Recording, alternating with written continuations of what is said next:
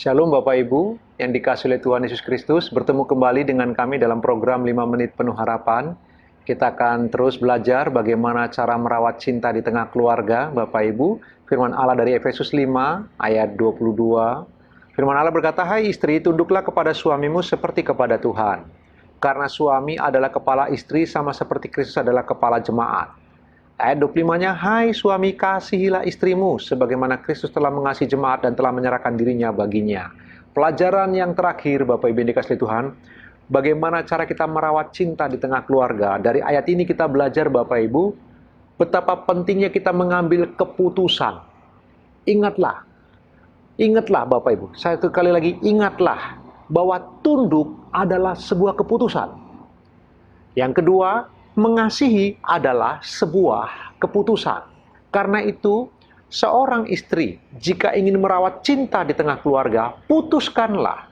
Ambillah sebuah keputusan untuk tunduk kepada suami. Mari belajar mengabaikan rasa malu, mengabaikan rasa sungkan. Kita coba harus mengabaikan bahkan perasaan-perasaan kita yang negatif, pikiran-pikiran kita yang liar. Kita harus mengabaikan itu dan memutuskan untuk tunduk kepada suami, seperti gereja tunduk kepada Kristus. Dengan begitu seorang istri sedang merawat cinta di tengah keluarga. Demikian juga dengan suami. Hai suami, putuskanlah. Mengasihi itu sebuah keputusan. Bahkan kita harus belajar mengabaikan keberatan-keberatan hati nurani yang tidak sesuai firman Tuhan. Kita harus mengabaikan pikiran-pikiran yang negatif yang merusak kita. Kita harus belajar bahkan mengabaikan rasa letih, rasa capek. Kita perlu mengambil sebuah keputusan. Aku memutuskan akan mengasihi pasanganku.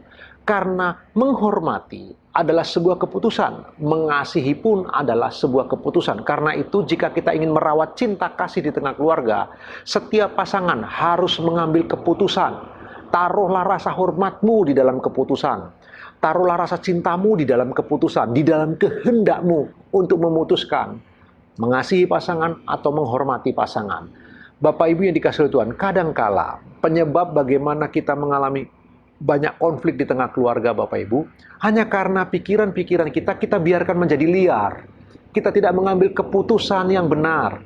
Kita membiarkan perasaan-perasaan menguasai logika kita yang sudah sesuai firman Tuhan. Atau kita mengabaikan perasaan-perasaan yang sesungguhnya dari Tuhan, tapi malah kita abaikan.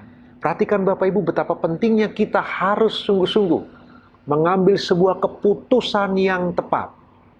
Ingatlah, menghormati sebuah keputusan, mengasihi pun sebuah keputusan. Putuskanlah untuk melakukan itu.